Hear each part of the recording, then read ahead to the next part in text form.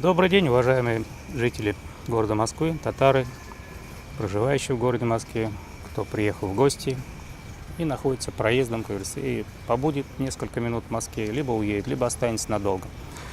Мои обращения повторные, новые, как можно сказать, связаны с тем, что хотел бы обратить внимание на те моменты, которые чуточку не были освещены в том обращении.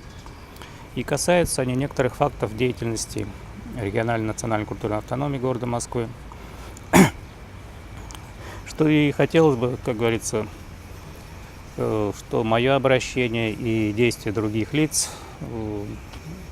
как говорится, были результативны и получили такой результат, чтобы автономия стала работать нормально в соответствии с уставом и законами Российской Федерации.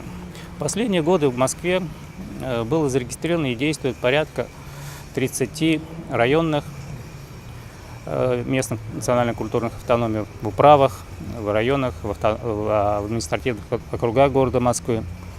Их, как я сказал, порядка 30. Согласно выписке из налоговой инспекции, в настоящий момент действующими организациями национальной культурной автономии города Москвы является 29 местных районных автономий и административных округов города Москвы. Такое же решение было принято и решением, точнее, можно сказать, апелляционным определением Московского городского суда от 27 ноября 2013 года. Согласно данным определениям, были приняты решения о том, что все решения конференции, которая прошла 25 мая 2012 года, оставлены в силе. И по итогам данной конференции, данных решений, которые были зарегистрированы в Главном управлении Министерства юстиции по городу Москве, их должно в региональной автономии числиться членами 29 автономий. Но сейчас, в настоящий момент, почему-то в членах региональной автономии числится 5 или 6. Точное количество нам неизвестно, поскольку на сайте автономии региональной, национальной культурной автономии города Москвы об этом, как говорится, сообщений нет. Сколько автономий являются членами городской автономии, неизвестно. И как можно узнать, если об этом все решения принимаются кулуарным, одним человеком, с привлечением, может быть, приближенных лиц. Хотелось бы сказать, что все эти 30 организаций остаются за бортом деятельности городской организации. Почему? Зачем?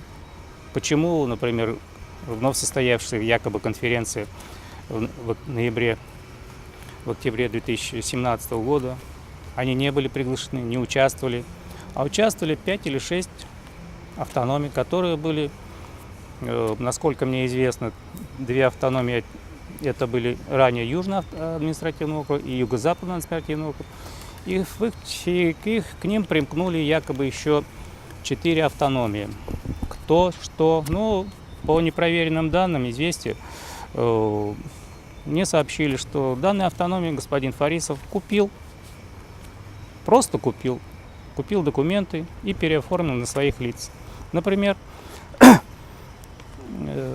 местная национальная культурная автономия Зеленоградского автономного округа была перерегистрирована. Сначала были выкрадены документы этой автономии, а потом эти документы объявились у нового якобы председателя этой автономии Якубова Наиля. Теперь эта автономия действует за Фарисова и голосовала за решения, которые были приняты на якобы проведенной конференции в ноябре 2017 года. Далее хотелось бы задать еще вопрос один. Мне этот вопрос касается важным, поскольку он затрагивает президента Республики Татарстан, сотрудников полномочного представительства, постоянного представительства Республики Татарстан при президенте Российской Федерации. Почему, как говорится, председатель Совета молодежи, постоянного представительства Республики Татарстан в Москве, организует собрание делегатов конференции, якобы, которая прошла в ноябре 2017 года,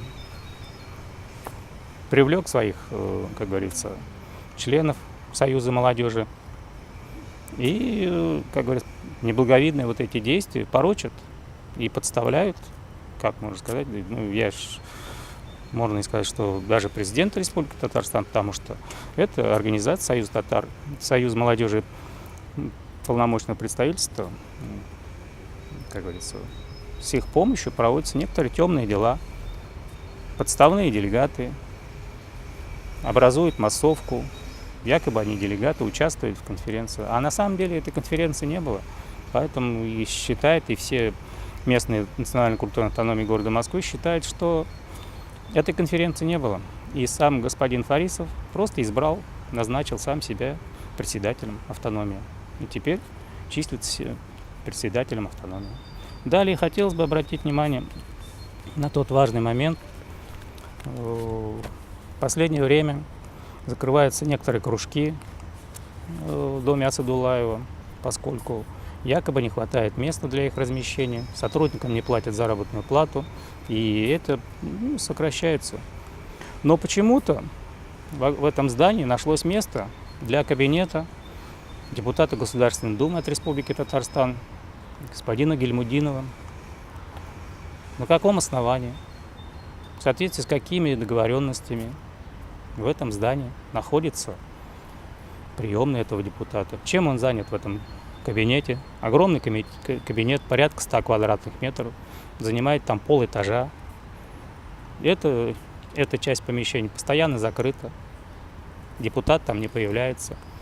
Неясно. Это можно вопрос адресовать и в администрацию президента Российской Федерации, которая предоставила это здание в безвозмездное пользование. Согласно пункту 2.2.5, наниматель, то есть региональная автономия, не вправе передавать здание ни в целом, ни частично, ни по частям третьим лицам. А здесь получается, что депутат Государственной Думы господин Гильмудинов занял самостоятельно или кто-то предоставил ему, возможно, господин Фарисов, этот большой, как говорится, участок дома, здания, который постоянно, еще раз подчеркиваю, закрыт. Кто там ходит, кто туда является, непонятно. Но проведен шикарный ремонт, положен красивый кафель на пол, людей нет. Что там делается в этом кабинете, неясно. Далее это я могу показать пункты договора, я покажу, они будут освещены, чтобы, как говорится, не было, что мои слова голословные. Мои все слова подтверждаются документами, которые имеются в наличии. Эти же документы можно увидеть на сайте mtss.ru у Искандарева Гаяра. С самого момента проведения конференции 25 мая 2012 года вся история по открытию так называемых тайников дома Асадуллаева ведутся там, и можно, как говорится, полностью все документы найти на сайте mtss.ru. Мои слова не голословны, все документы, которые были обнаружены и действуют, существуют на данный момент, выложены там. Как говорится, любознательным, пожалуйста, обращайтесь, смотрите, найдите, опровергайте, если хотите. Следующий вопрос мне касается другого момента тоже, который в преддверии месяца Рамадан хотелось бы задать, может быть, вопрос прозвучит риторический или как-то. Во всех открытых источниках,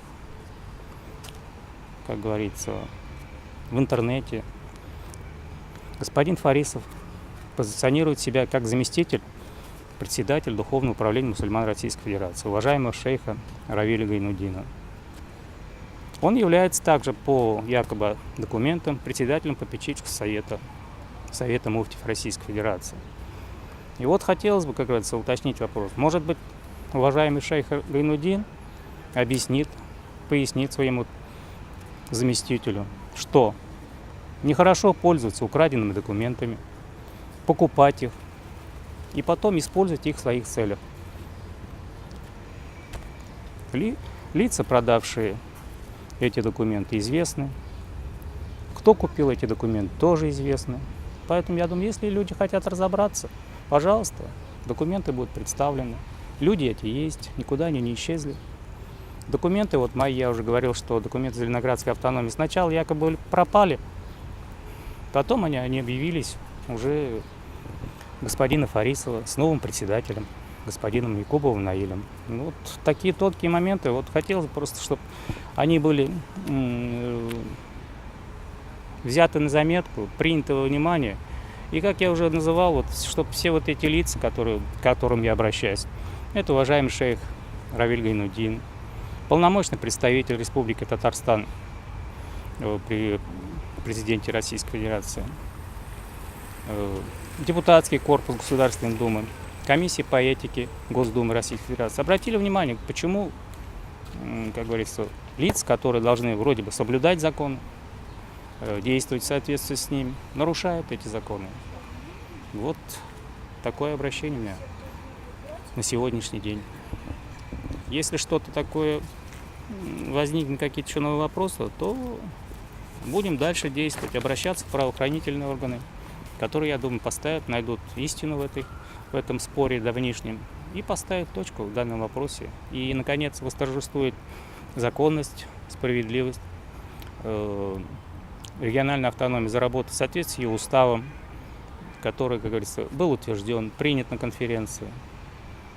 И все татары города Москвы будут принимать деятельное участие в сохранении татарской национальной культурной традиции, и развивать свой язык, поддерживать его, встречаться, общаться в прекрасном доме Асадуллаева.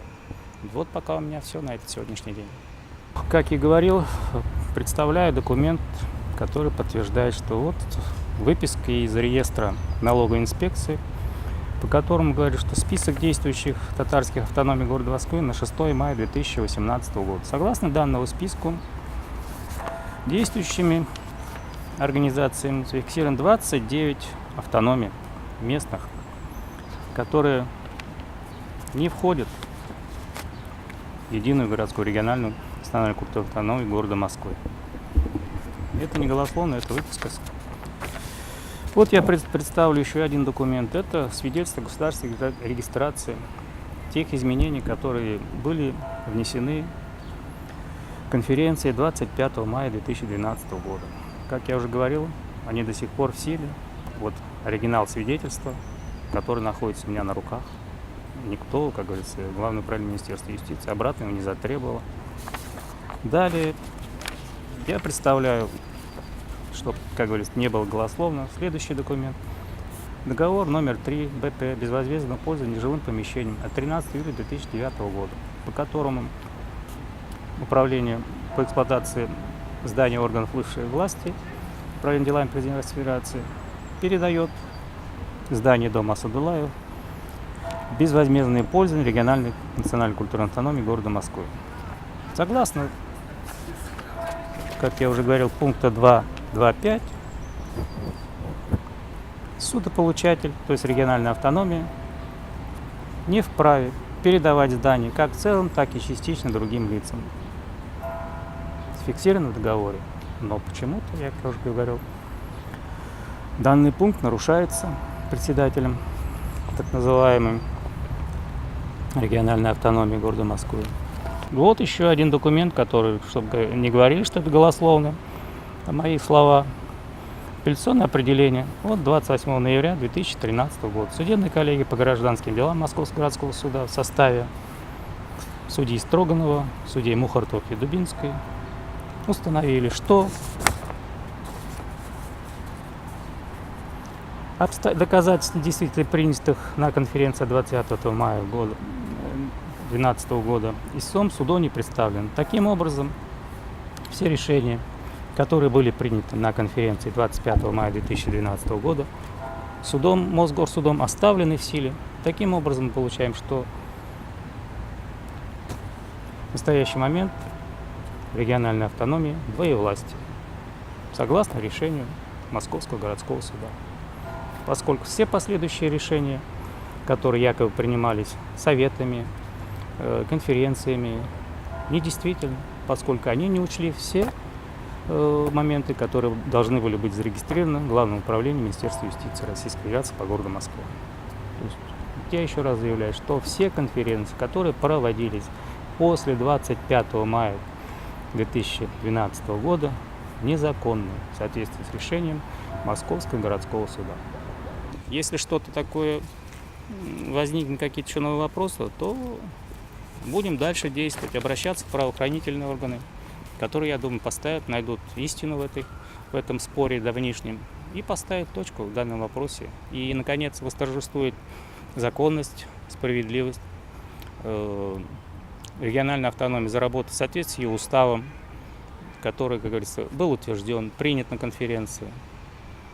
И все татары города Москвы будут принимать деятельное участие в сохранении татарской национальной культурной традиции, и развивать свой язык, поддерживать его, встречаться, общаться в прекрасном доме Асадуллаева. Вот пока у меня все на этот сегодняшний день.